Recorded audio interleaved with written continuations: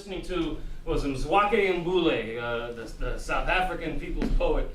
He's about a 7 foot tall rapper. He spent some time in prison on Robben Island with Nelson Mandela and many other comrades. He became the voice of what was called the BCP, the Black Consciousness programs that were set up mostly by who? Stephen Biko. Ah, there you go. I thought I had you. Been doing his homework. Yeah, Stephen Biko's people found Mzwake's sound, that very distinctive vocal delivery that he has. They just found that to be a perfectly appropriate connection with the youth movement in South Africa. This is a panel about assimilation, integration, and selling out. And I think the, excuse me, the South African example is a very interesting one. Sort of, if you think about a white minority, how the word assimilation works with a white minority that is in power, a very brutally powerful regime. My father always tells me that, you know what, the Afrikaans situation in South Africa, the Broederbond, the Special Branch, the SAP, the National Party in South Africa, they were actually worse than the Nazis. Yeah, I mean, yeah, this was a brutally, violently repressive regime. What does assimilation mean in a context like that? And much of Mzwake's music, the political part of his music, is addressing that kind of a question. So I thought it was an appropriate musical introduction for this particular panel. As is the artwork here. If any of you are footballers or fans of the international football scene, Chelsea Football Club, this is Dembaba. The Senegalese striker, but he's playing in England, in West London, at Stamford Bridge for Chelsea Football Club. And the current UEFA Champions League champions, the reigning champions, Barcelona is going to take their title. That's my wish this year. If you want to have that argument with me, you're more than welcome. Viva Barça! But this is Dembaba, who an artist decided to use his image in the likeness of the Statue of Liberty. Very interesting decision, and I sort of put it together with a second image of the Statue of Liberty, which you all may have seen. I don't know, but this is an obviously interesting comment on the whole process of immigration and assimilation. You can just ask yourself, assimilation into what, and what does it feel like? Where is the line that you draw between assimilation, integration, and selling out? What's literature got to do with it? And that's the title of this panel. We have 4 panelists today. Very grateful that you 4 have been willing, or are willing to share your work with us. Thank you so much. I'll probably switch the images back and forth one time or two during the talk. Joshua Carrington, English major, he's going to be doing a nice reading of Langston Hughes' poem that I'm sure a lot of us are familiar with. The theme for English B, right? And the title of Josh's paper, I believe, is My Page for English B. Is that right? My page for English B. Kashfi Fahim, Between the Reds and the Whites. Now, Kashfi Fahim, our resident brooding intellectual. Between the Reds and the Whites. And no, he's not talking about the Russian Revolution. That's next. That's the next panel, right? Brooding in a Miltonic way. I'm sitting on top of an egg. Say that again, bro? In the Miltonic sense, where I'm sitting on top of an egg. Yes, sir. On top of an egg. Top of the intellectual mountain. Between the Reds and the Whites. In the shadow of Zit Kala-Sa, the shadow of Zit Kala-Sa, right? The shadow of Zit Kala-Sa. I think we had, from the last panel, shadowed pictures, and Judith had that lovely presentation. Thank you so much to close out that last panel. I think it was the language of memory and experience. She did a beautiful 9/11 memoir, a short memoir. It was just gorgeous. Thank you. Thank you very much for that. Between the Reds and the Whites, the shadow of Zit Kala-Sa. Irshaad, Ishmael, let's see, the words in your title, you got hegemony, integration, and revolution. Help me with the rest. Assimilation, hegemony, and revolution. Assimilation, hegemony, and revolution. Animal Farm. George Orwell's Animal Farm. All right, we'll be doing a reading of that novel that many of us are familiar with. And then Brother brother Mohammed, Feyad Mohammed, who is going to sort of, will allow you to close it, I think, and kind of round this out with a more sociological look at moving from enslavement in Africa to the corporate boardrooms in America. What is the situation and cost of that, the price of that, the circumstances of that? The official title of your paper, you're going to have to read it. Did I get it close? From African Slaves to African Elites, a story of Africans abroad during the Atlantic slave trade. A story of Africans abroad during the Atlantic slave trade. From African slaves to African elites? Yes. From African slaves to African elites. Okay.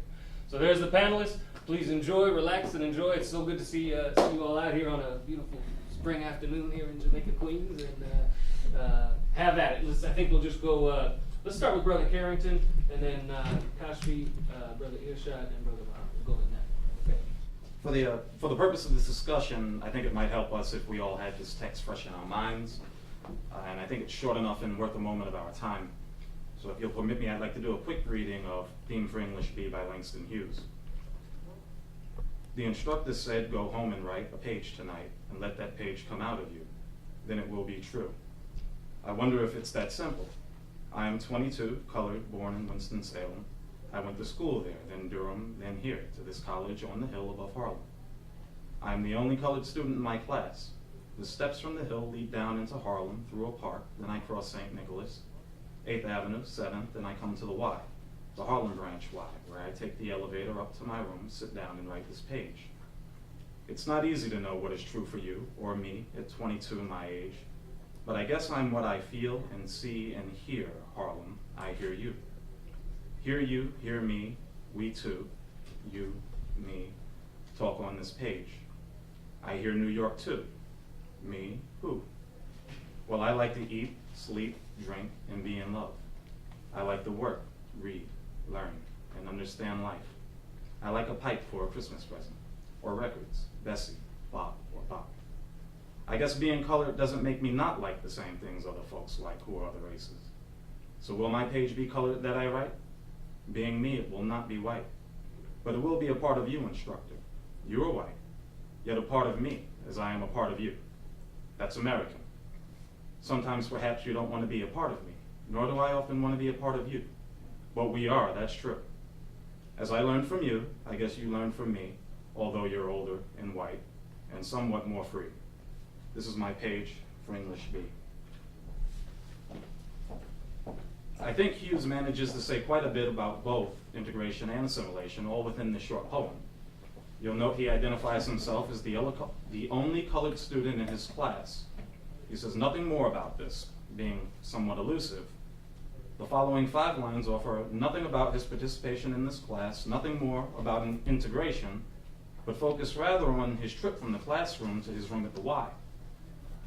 His silence on integration, his brief mention of it, and then nothing more, says more about his positive feelings about it than if he had written an entire stanza on it. He also mentions Winston-Salem, Durham, and then being at this college on the hill above Harlem, and taking the elevator up to his room, evoking the image of ascension that we find so frequently in African-American lit. This occurs just before and right behind his mention of integration, and I don't believe that any of this is accidental. There is a less subtle comment here, though, on assimilation. Lines 27 and 28 read, "So will my page be colored that I write, being me it will not be white." I'd like to refer quickly back to lines 4 and 5, which read, "And let that page come out of you, then it will be true." I believe that page that Hughes is describing, that he is composing, is his life, his experience, his academic endeavors, and that it could be white, or at the least he could try if he chose. He could attempt to emulate whatever it is that we're calling white. That's the assimilation he's describing in Theme for English B. But this is clearly an abhorrent idea to Hughes. He isn't describing something so trivial as wearing a tie for a formal function or enunciating the E's and R's of every word. He's talking about a sort of a compromise that I think we're all aware of, regardless of our race or culture, which carries with it an instinctual shame. That's the selling out. And it isn't trying new things, it isn't broadening one's horizons, it's paying too steep a price in effort to assimilate. One final quick point, I think Hughes ends the poem on a positive and an encouraging note, reminding us of the importance of just what we're doing here today. Lines 37 and 38 read, as I learned from you, I guess you learned from me. The poem, while insisting that there's a truth to each of us that we shouldn't betray, scales back just a bit and celebrates the things that we do share, whether we're 22 and colored or older, white, and somewhat more free. And that's the exchange of ideas, it's the loving and learning in our humble endeavor to understand this life together.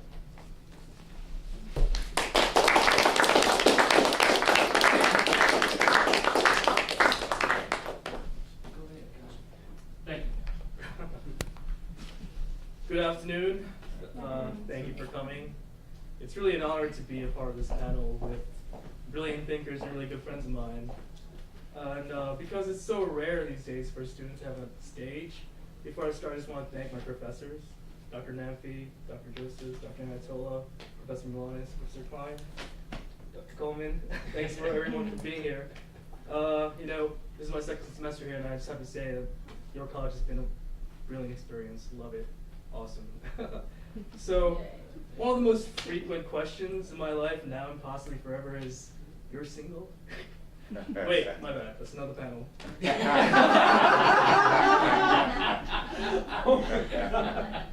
one I meant to say, so where are you from? Let's see. Actually, for some of you in this room, you already know how difficult it can be with that question. But because I'm one of those people, I'm sorry. Actually, some of you in this room can readily recall how difficult I am about that question. Some of you might ask why. But today I'm just going to make it short and straightforward. I'm going to make an exception and say I'm from Bangladesh, Dhaka, Bangladesh.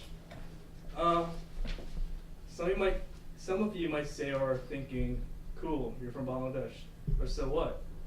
But often what follows after person X and person Y learns of my birthplace, they usually follow that up with, whoa, you're so Americanized, you're so Western. Dude, like you have no accent.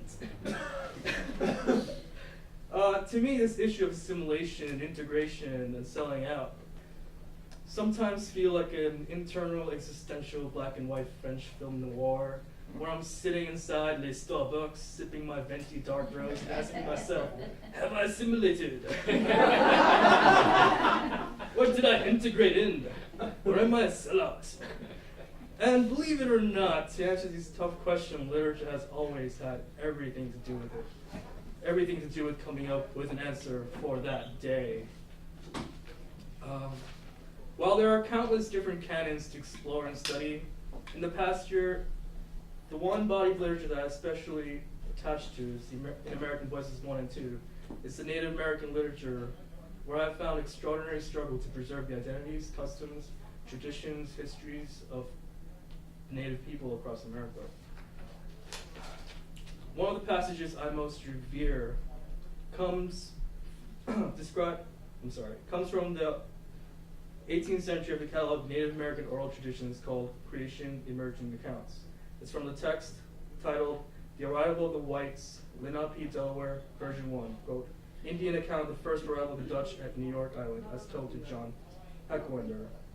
The text describes one of the many recorded struggles between the Reds and the Whites, and it reads, quote, the white and the red men lived contentedly together for a long time, though the former from time to time asked for more land, which was readily obtained, and thus they can gradually proceed higher up the Ma'ikaniti-Tuk, which is Hudson River, until the Indians began to believe that they would soon want all their country, which in the end proved true.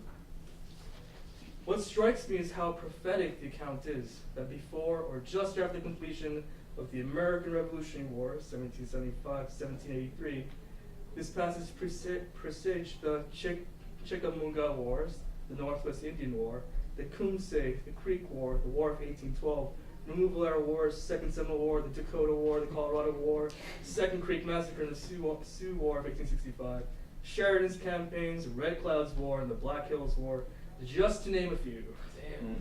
That before the death of millions of real natives of America, the violent greed for everything the Euro-Americans first saw did as the text that I just mentioned said, that in the end, quote, in the end proved true. that they wanted everything. Now, before I fast forward to the 20th century, the autobiography of Zikal Sa, I also want to stop at Samson Occam's own autobiography, A Short Narrative of My Life, written in September 17, 1768, which reveals the microscopic struggle between colonialists and natives.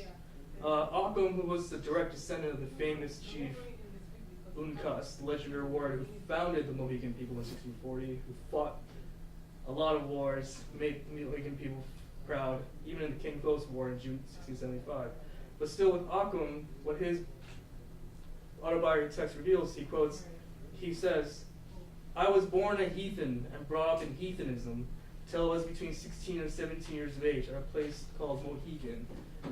Sure, I hope everyone is sitting and thinking, well, that was awesome. I hope he reads more. Yes, as you wish. What I was most fascinated with Occam, and still am, is Occam's narrative, is how and what particular agents he reveals to have helped him or caused him to assimilate, to give up his Mohegan culture and accept a more Euro-American identity.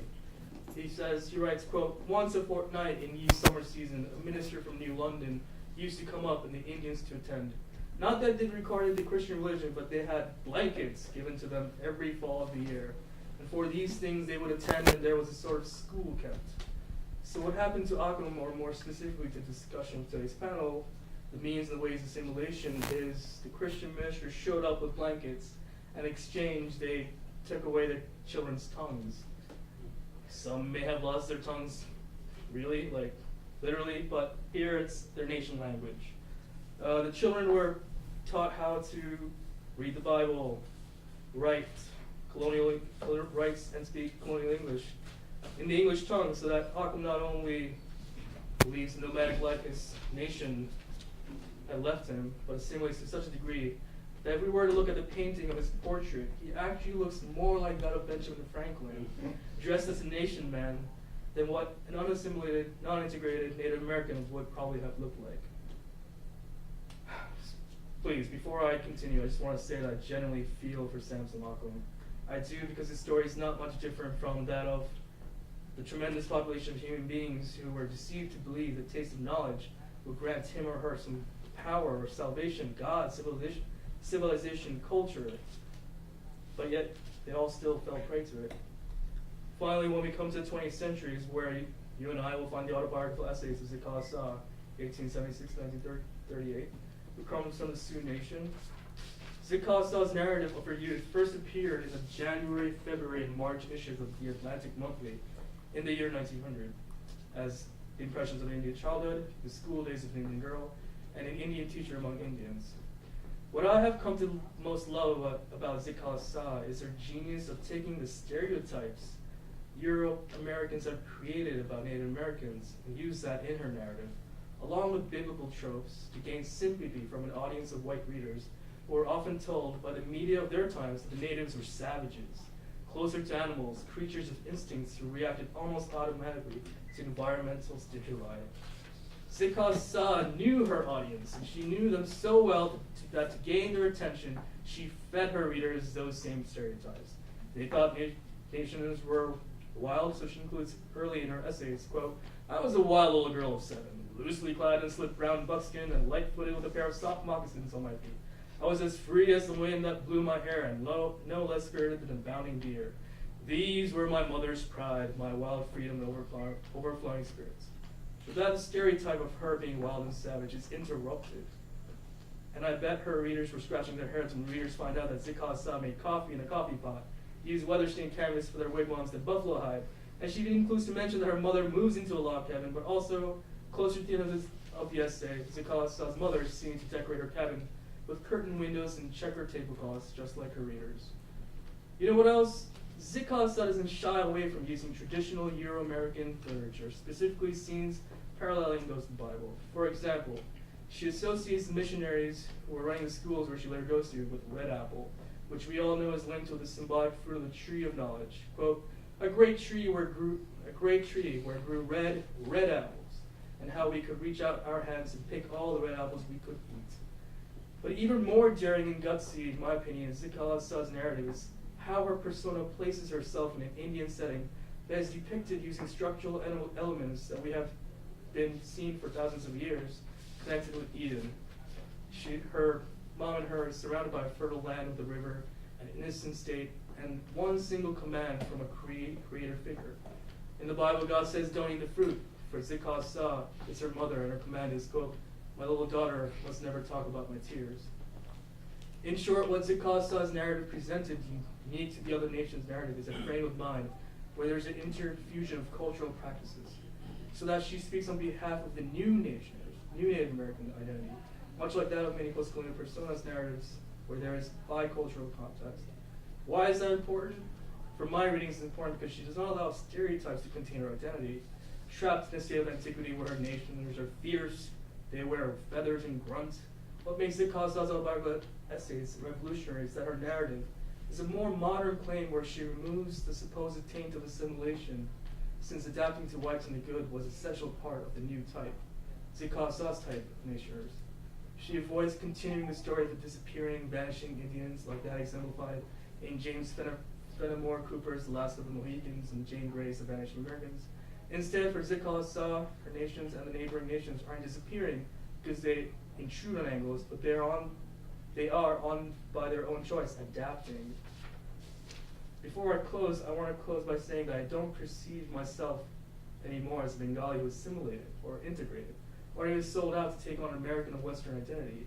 Instead, like Zikah, I prescribe to the idea that I am the result of many components, philosophies, passions, cultures, and tongues, that I do not have to identify myself with tags and labels that doesn't describe me. Like Zikah, we should try to perceive ourselves as multiple elements than just the stereotypes passed on from the ignorant dominant culture one time before us, but proudly to be the complicated people that we really are. Thank you.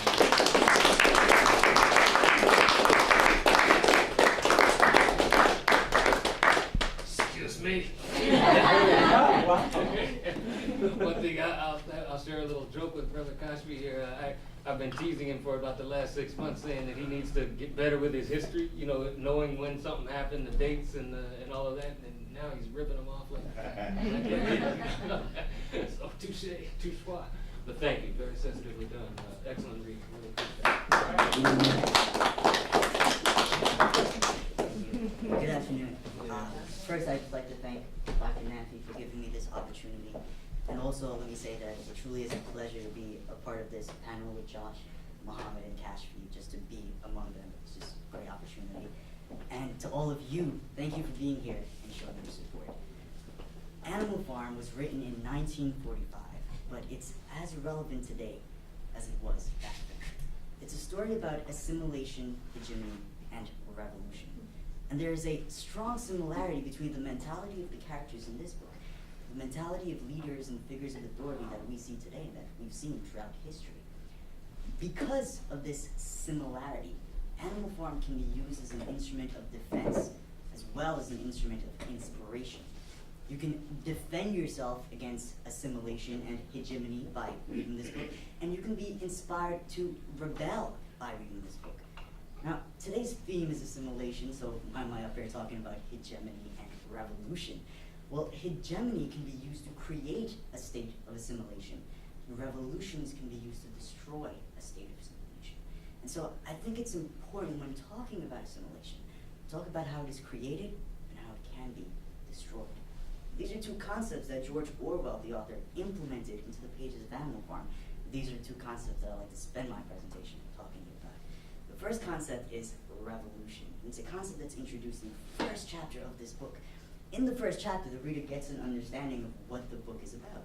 There's some animals on a farm, and there's also a farmer. The farmer here, he's the figure of authority. He's the symbol of power, the symbol for human beings. Now, one night after the farmer goes to sleep, all the animals on the farm gather together to listen to this one animal give a speech. And the animal giving the speech, his name is Old Major. The Old Major has been on the farm for a very long time, so all the other animals, they look up to him. They want to hear what he has to say. In his speech, Old Major tells the animal about the mistreatment, about the overwork, the hunger that they are experiencing by the hands of human beings, by the hands of these farmers. And he tells them that man is the oppressor and that they need to get rid of man to get rid of this oppression. He tells them that they need to work night and day to overthrow this human race, that they need to rebel. Now, he also, let's take a quick look at what Moderator does here, because we've seen instances like this throughout history. We've seen figures like this even today. Figures who not only show the oppressed who their oppressors are and how they're being oppressed, but also how to overcome that oppression, how to rise above it. And he also mentions an important point in his speech to the animals about revolutions. He tells them that in fighting the oppressors, they must never become them. And even after they've conquered the oppressors, they must never do the things the oppressors did. Moderator died a few nights after giving that speech. One day when the oppression the animals were facing on the farm was at its highest, the revolution happened, and they ran the farmers out of the farm. However, one of the saddest things that can happen after a revolution is a restoration. And this is exactly what happens on the farm. After the farmers gone, two animals decided to take charge. Their names were Napoleon and Snowball. They were pigs. Now, Napoleon didn't... yes, they were. Napoleon didn't like Snowball very much, so he took some dogs aside and he trained them to attack on his command. And he commanded these dogs to attack Snowball one day. They ran Snowball out of the farm. Some of the other animals on the farm, they saw this and they started questioning. And once again, Napoleon commanded his dogs. His dogs once again attacked. They growled at these animals, and there were no further questions. Let's take a quick look at what Napoleon does here, because we've seen instances like this also. We've seen people like Napoleon, people who use force to gain complete control, people who use force to drive fear into a group so that they are no longer questioned. And it's a form of hegemony, it's a form of control, a form of manipulation. And it's hegemonic approaches like these that lead to the conclusion of Animal Farm. And in the conclusion, we see a very creative form of assimilation. In the conclusion, all the oppressed animals are on the farm. They're looking into a room. And in the room, there's Napoleon and some other pigs who share his perspective. And opposite them are the farmers, the human beings, the oppressors. And they're conversing, they're having a good time, they're drinking, they're playing cards. And the oppressed animals on the outside look in. And they look from pig to human to pig, from these pigs to the farmers, and they realize they can't tell the difference, because these once oppressed pigs became just like these farmers, these oppressors, both physically and psychologically. Physically, because they started dressing like the farmers, they started walking on 2 feet like the farmers. And psychologically, because they too started to oppress. And who did they oppress? The animals on the outside, their own kind. That's a form of selling out. Selling out your own people, your own kind for a better bargain. And this is what Napoleon does. And this is the way Animal Farm ends. And I realize this isn't a great way to end a panel on assimilation, because assimilation and hegemony wins and revolution doesn't. So I thought of a poem that I really like, a poem that I think really embodies revolution, my interpretation of the poem, of course. It's a poem that really embodies revolution, but not revolution by an entire unit of people, revolution by an individual rebellion. Because if as individuals we can rebel, and as an entire unit we can make a revolution a lot stronger. And in the poem, the individual decides he's no longer going to be dictated his present or his future by those in power. He's going to take control. My interpretation again. And this is what's the poem. It's called Invictus, and it goes like this. Out of the night that covers me, black is the pit from pole to pole. I thank whatever gods may be for my unconquerable soul. In the fell clutch of circumstance, I have not winced nor cried aloud.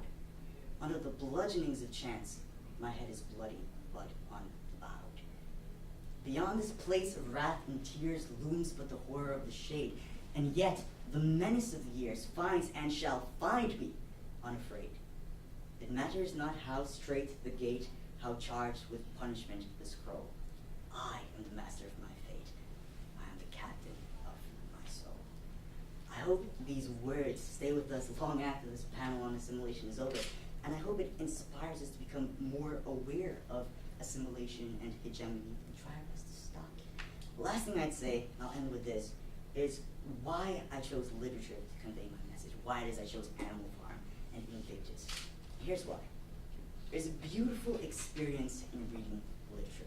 And that experience happens when one comes to the realization that the person they were at the beginning of the book or a poem isn't necessarily the person that comes out after. It's as if that world of literature, whatever form of literature it may be, has created a world so vivid, so captivating, that it absorbs the reader into it. As we journey deeper and deeper, we see new things, we learn, we interpret differently.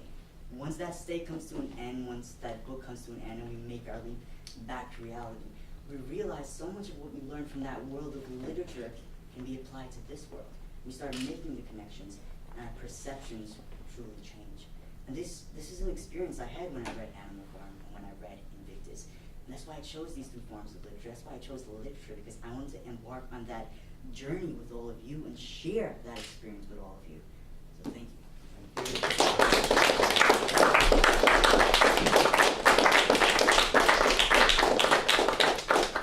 Start calling him Irshaad X in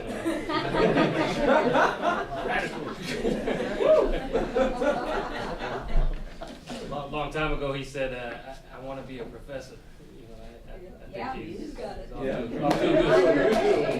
your way. Sure. Brother Mohammed, thank you, brother. Thank you very much. All right, my name is Feyad Mohammed, and I'm a history major. And the theme kind of got put on me, but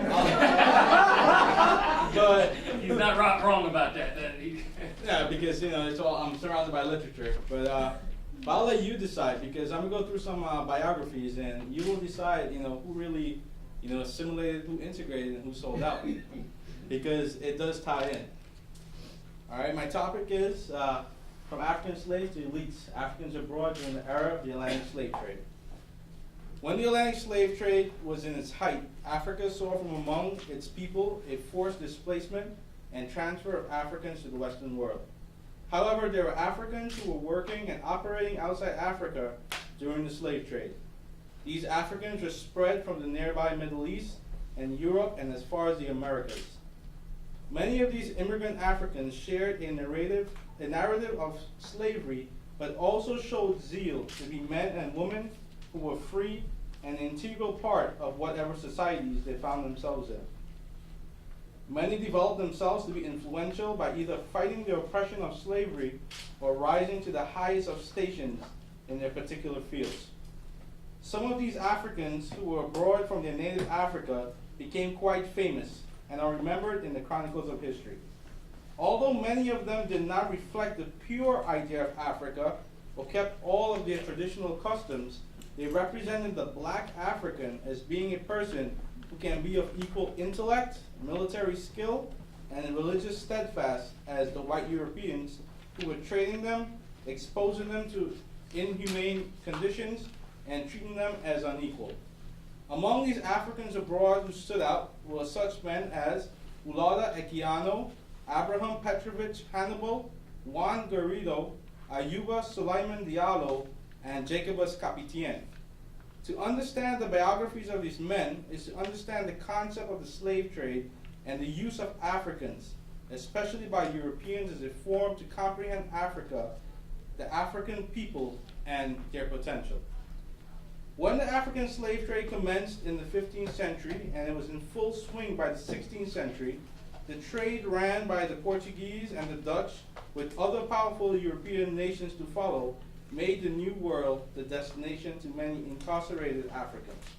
However, there was an African who went to the New World not in bondage of the Europeans, but as an emissary of the Roman Catholic religion in the most controversial of ways, a conquistador.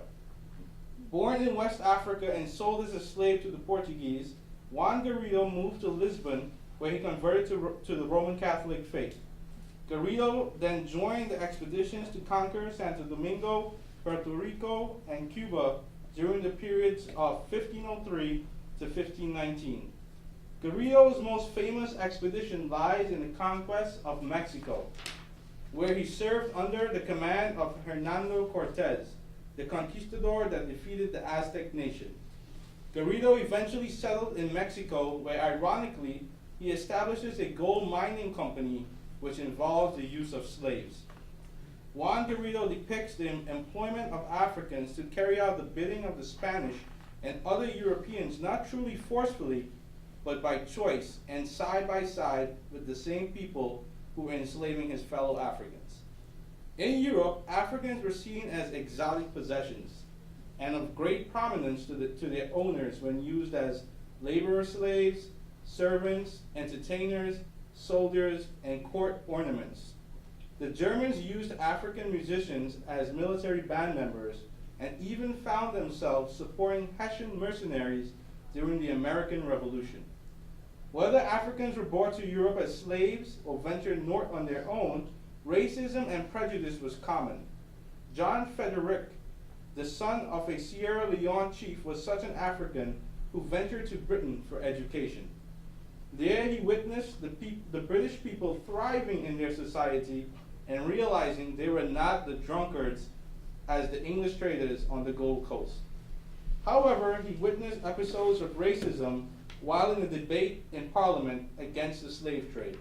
In his passion for his homeland and in defense of the Africans who were enslaved, Frederick expressed such statements as, "If anyone takes away the character of black people, that man injures black people all over the world."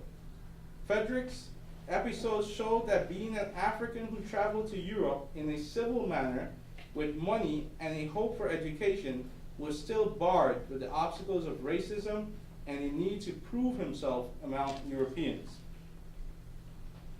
One of the more illustrious Africans who was overseas and told a tale of the Atlantic slave trade and gave direct accounts of such an experience was Olada Aquiano, also known as Gustavus Vasa. Aquiano, in his biographic novel, The Interesting Narrative, and other writings, emphasized the story of an extraordinary man who went from a young slave who worked for a British Navy officer to a free overseer of a plantation in the Americas and then an integral part of the abolition struggle in England. Aquiano was captured as a young boy at the age of 10 from the area of Ibo, modern-day Nigeria. His book gives a great description of the infamous Middle Passage, of which Aquiano became strongly affiliated with. Aquiano worked on slave ships and gained money somehow to buy his freedom in 1766. Upon being free, Aquiano worked on a Central American plantation where he supervised slaves. This reinforced his plight to end slavery. Moving to England and further educating himself, Aquiano worked for the resettlement of Africans in Sierra Leone and the abolition of the Atlantic slave trade. Olada Aquiano became a person who saw the world from two perspectives: discovering and understanding Europeans and their world, and discovering himself as an African. The Aquiano timeless biography will always be known as a literary work which ignited the abolition movement and made the world see the true disgust of the Atlantic slave trade, especially the Middle Passage. His story was in fact about a self-made man who grew to influential levels similar to that of a well-known African-American former slave, Frederick Douglass. Also in Europe was a man by the name of Angelo Solomon. Born 1721, Solomon was a slave who was bought in the Mediterranean slave market. He, as a slave, obtained the unique opportunity to be mixed among nobles.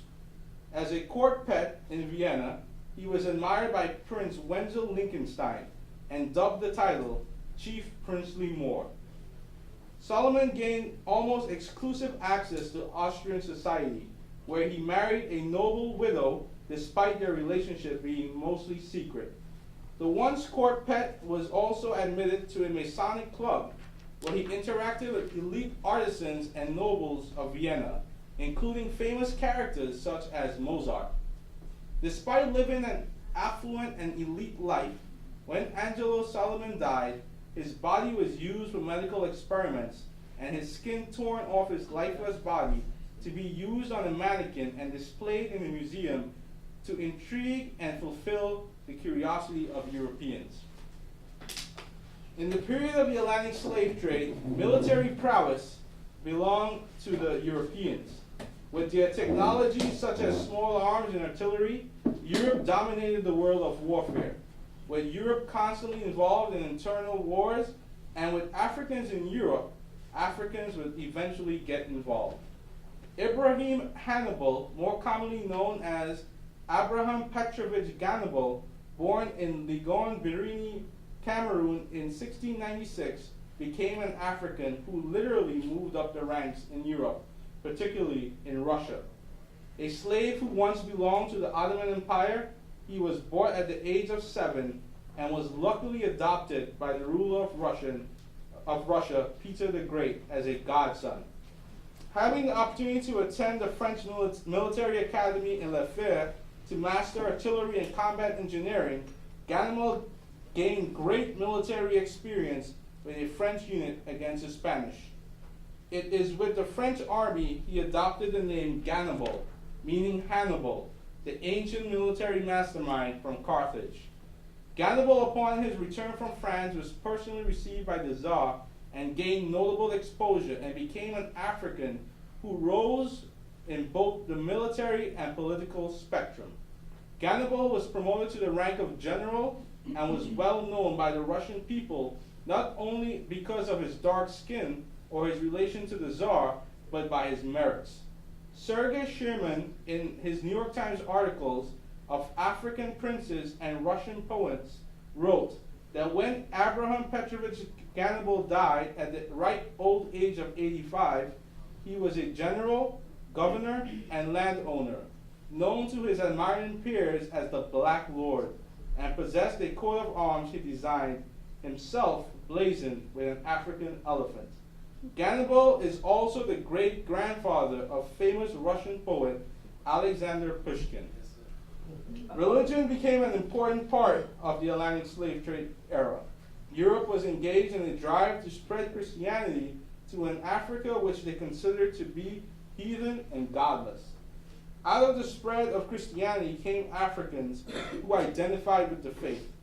One such character was Jacobus Capetian, an African taken out of the Gold Coast to the Netherlands, where he strongly adopted the Christian faith and obtained a sponsored education in a slave-free Netherlands.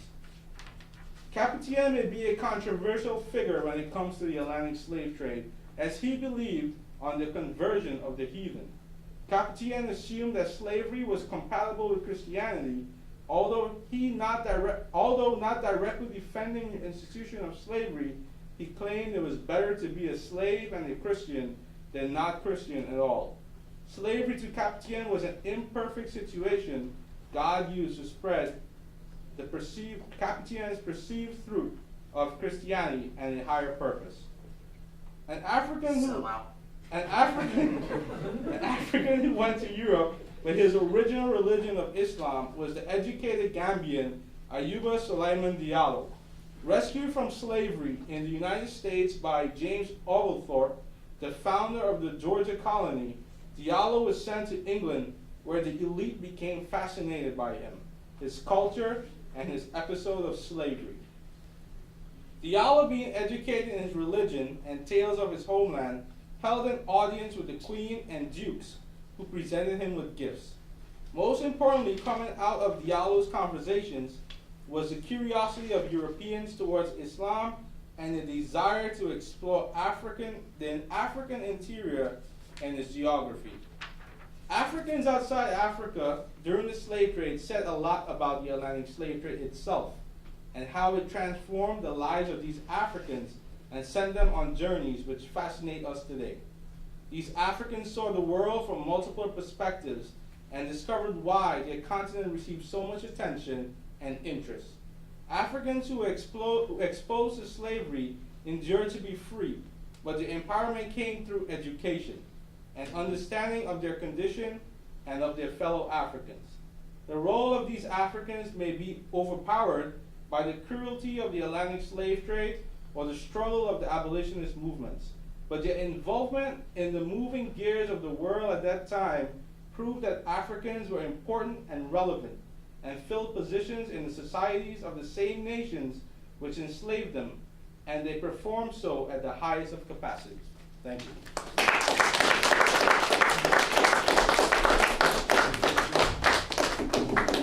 Thank you, Brother Mohammed. Special thank you to Brother Mohammed. He's right. We, sometimes when we're organizing, please. When we're organizing these panels, we got to do the best we can to match like with like. I think that worked really well. I mean, I think he's right on the subject, and a lot of excellent knowledge. Who's your advisor, Brother Mohammed? Dr. Tanya? I kind of figured. I just wanted him to say. Dr. Atangana is here, and excellent work with the young man. Thanks a lot. We got about 7 or 8 minutes or so for a little Q&A, a little discussion. Appreciate any thoughts you had, any comments you had, please, sister. Well, I have a lot of questions, but I won't take up all the time because you'll never shut me up. This is such a great panel, and thank you very much. I can only affirm everything that you presented and the way in which you presented. I think you were all just outstanding. So thank you very much. I think I would encourage you all to write a book, not together necessarily. If you want, you can collaborate, but every one of you should write a book, and I would like an autographed copy. Really, you're doing such great work. My question is for, I'm sorry, I forgot your name. Irshaad. Irshaad.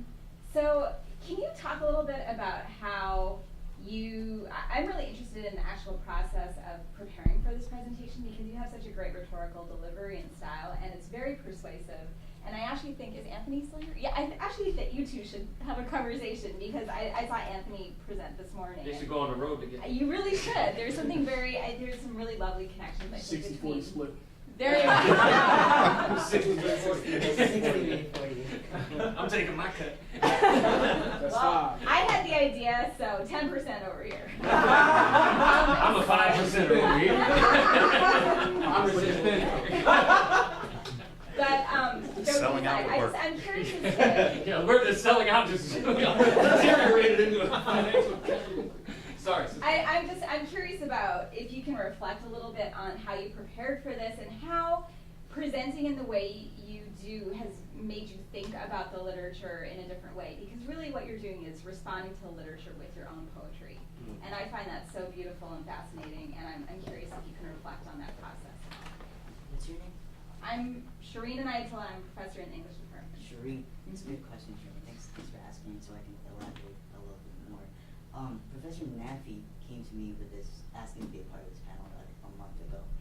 And, he asked me what is it we're going to do, and it's going to be a great experience because I'm going to be able to get up and kind of conquer that fear that I think almost everyone has in public speaking. So that, off the bat, I wanted to do, to just conquer that fear and try to come here and talk about a book. And I was thinking, what book should I use? And I remember that Animal Farm, it's a book that I know is on a lot of curriculum since like in high school, but I never read it. I never read any of it in high school or middle school or any time before. And I only got to this book this year. And I thought to myself, this book has been there all the time and I've never been to it, no one's told me about it. What took me this long?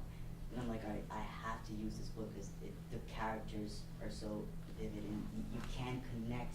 It's like these traits that they have really do stand the test of time, and you still see it even today in personas that we see in the world. And so I thought, how am I going to do it? And then, of course, I wrote it out first, and these are the points. My problem is, though, when I read from a piece of paper, I shake. And when I shake, I see myself shake. Then when I see myself shake, I shake more. And then I think, they're seeing me shake, so now I'm screwed. So what I do is I try to know that inside out, that paper inside out, and exactly all the points, and go over it over and over again, so that when I'm up there, I'm not going to have that problem. I mean, I do shake moving about and just kind of, because I know it so well, it kind of takes away a little bit of the nervousness. Yeah. And as for the poem, like poetry really does have the ability to, I've always been a fan of poems, and more a fan of poems than books because of how short they are, so I can read them more, and there's more I can read, and just, I mean, we've had this conversation before, Dr. Namphy, even in your class, when you want to know how to approach a problem in literature, it's all there. Almost every single problem of human nature is in literature. You just have to find the book, take the time, read into it, and know how that author experienced it and how he or she approached it. And that's basically the kind of preparation that I think your performance.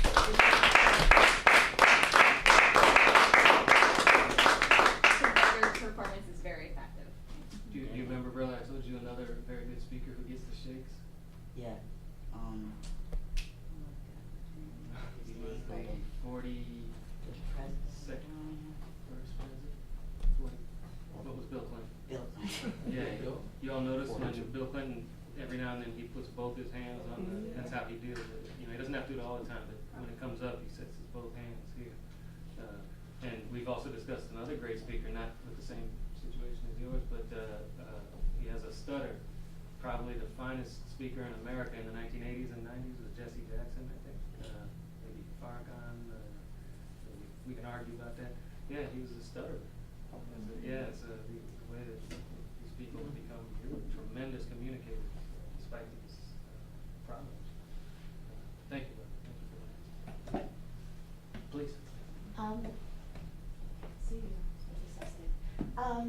My question comes out of Kashfi's presentation, but is for the panel, even though the rest of you didn't necessarily go there, about your personal connection to your research. So you sort of gave some of that story in terms of your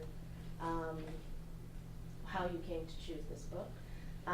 But I wanted to hear more about some of your motivation for the avenues and texts, and you chose texts as well. So texts that you chose to spend your time with and talk to us about today.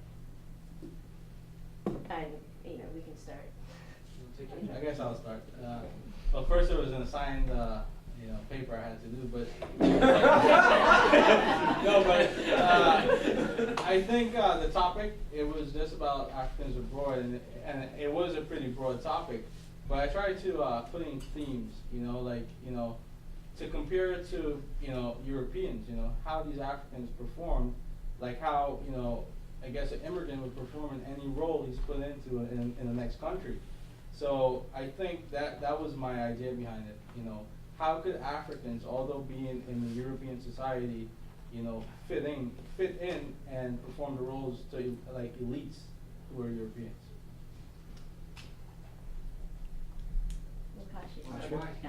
Sorry. Yeah. It was Let's see. What's it cost in American literature? I think right now, United States of America is in the heat of the debate of immigrations, and specifically, one group of immigrants, the legal immigrants, are like in between there. There's just a small population of Americans or non-Americans. They're there, but no one seems to recognize them. These people aren't invalids or non-humans, but somehow, our culture and media seems to impose an identity that they don't seem to have. They don't want that label to be on them. So I kind of feel like what I find in these texts is like, how did they deal with it when they were in that position? Because,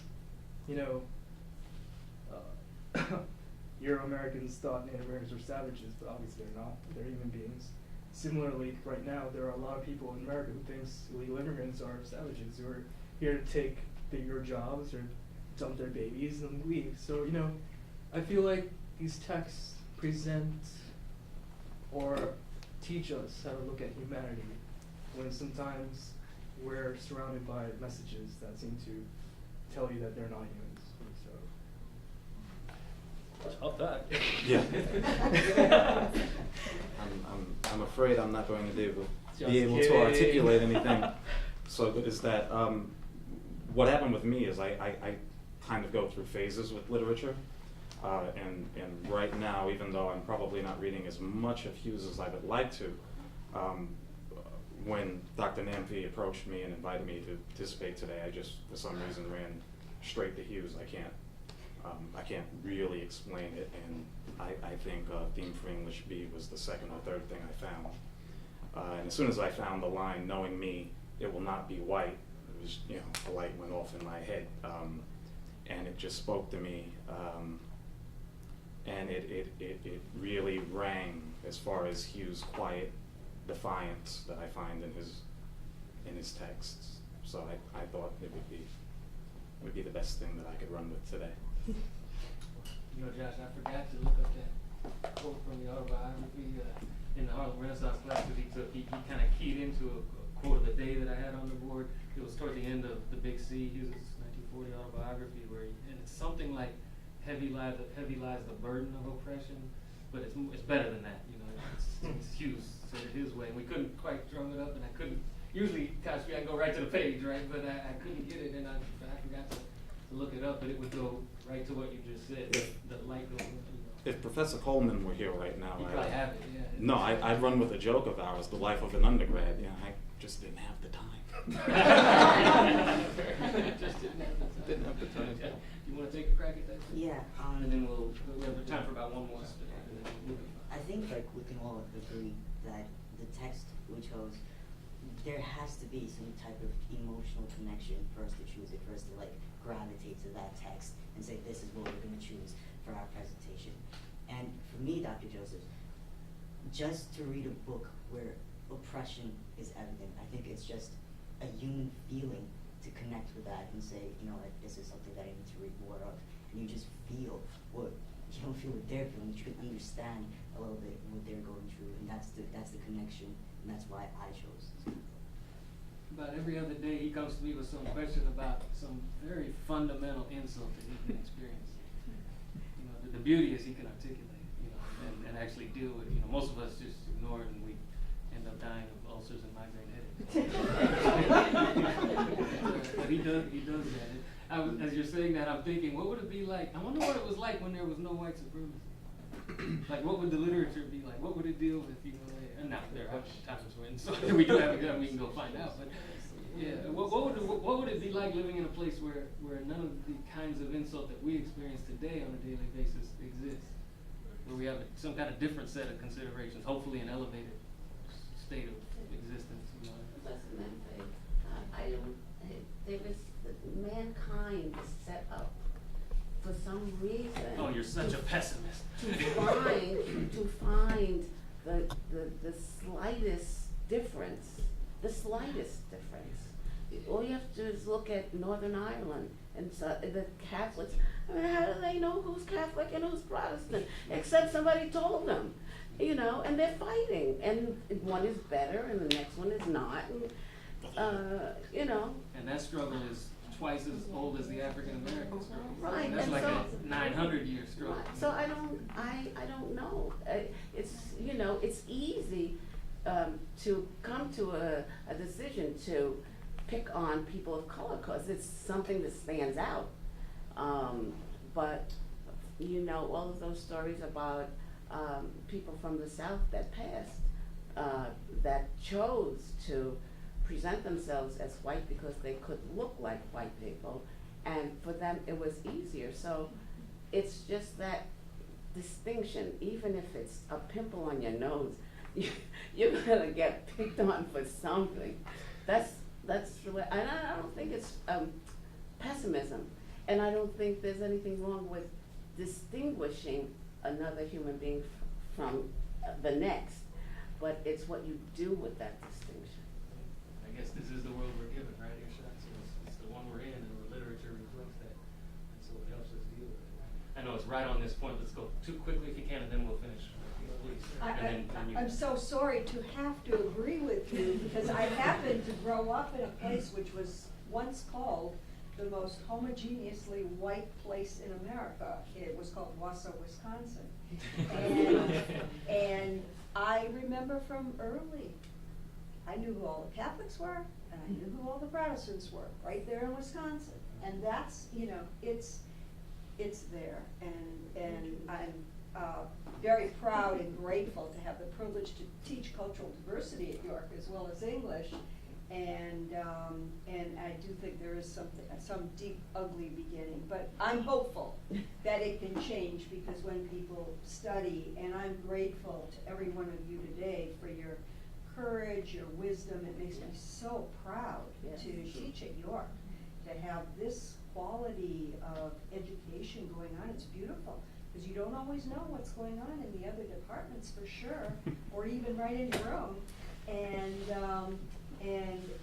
It's beautiful education, and to me, that's where the hope lies, because when we're educated, we do have, at least we have a choice. Real quick, Kashfi. All right, we'll close with the last question. Okay. Just commentary and yes, question. What's your name, brother? Lloyd. Lloyd. Nice to meet you. Lloyd Alright. Success. Yeah, that's already knows me. So yeah, Irshaad, I have to say, definitely your rendition of Animal Farm it was stellar. I have to just give you that one. I mean, you did all great. I mean, I give you kudos right there.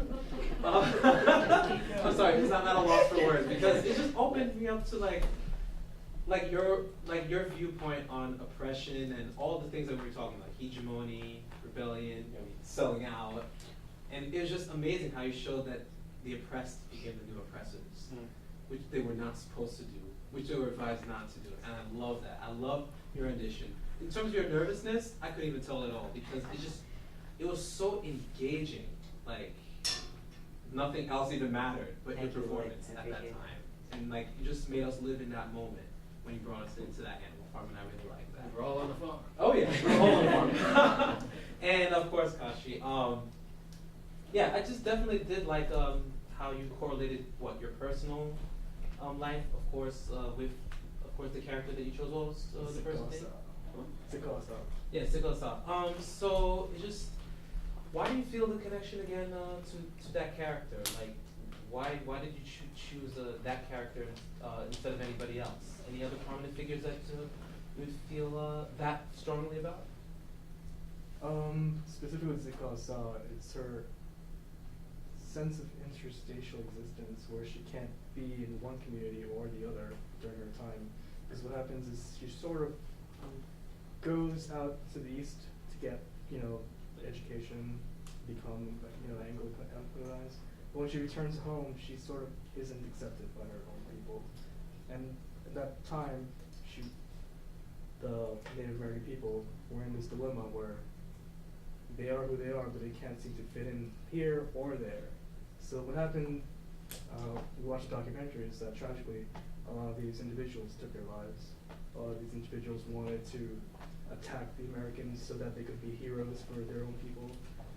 It's just a very psychologically oppressed characters there that's just really fascinating to learn from, and it's just tragic. Oh, okay. That's a picture. And That's a photograph of her right Oh, there. Yeah, I always love that photograph. It really emphasizes the if you do something to this woman, there's going to be some kind of consequence coming back at you. Go ahead. Okay, my second question was, so pretty much that, is that the reason why every single time I always asked you where you're from, that you wouldn't be direct with me? Where do you think I'm from? Yeah, you always did that. I'm like, Richmond Hill. Of course. Yeah, you always did that dancing around, that intellectual dancing like that. So I'm like, America, Earth. I'm like the experience, so probably that's why you just didn't want to feel like you were boxed into a stereotype. Right, So I think why? one of the things I explain to people is like, the instant I say where I'm from, they're already recalling all the stereotypes. They're recalling, oh, you eat curry, oh, you must do this, you eat that. True, I do eat curry, love eating curry. But, it's not, I would rather have a person learn and get to know me than automatically assume things that they know from other people or from some other source. Because I'm not the same as everybody else, and no one is the same as anybody else. So we should all just try to get to know each other then, instead of continuing this idea that we should just assume things. Yes. And also, do you interpret that do you come to the conclusion that those who immediately just give off, let's say, their cultural or ethnic background as just wanting to put themselves into boxes? Do you interpret it that way? That's a good question. Let's see. Wow. Do I ask yourself? Do I? No, because we all do it from time to time. I think it's also a matter of how comfortable you are with who you are. Some people aren't as comfortable with one label as another person, and we all have different approaches to different issues and problems. Maybe what you want to affect at a given time.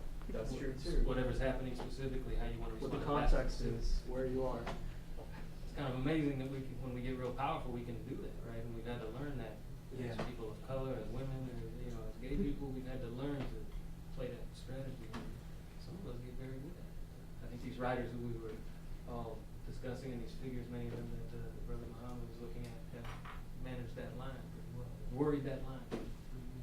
I want to thank all of you for coming. We'll let them watch you.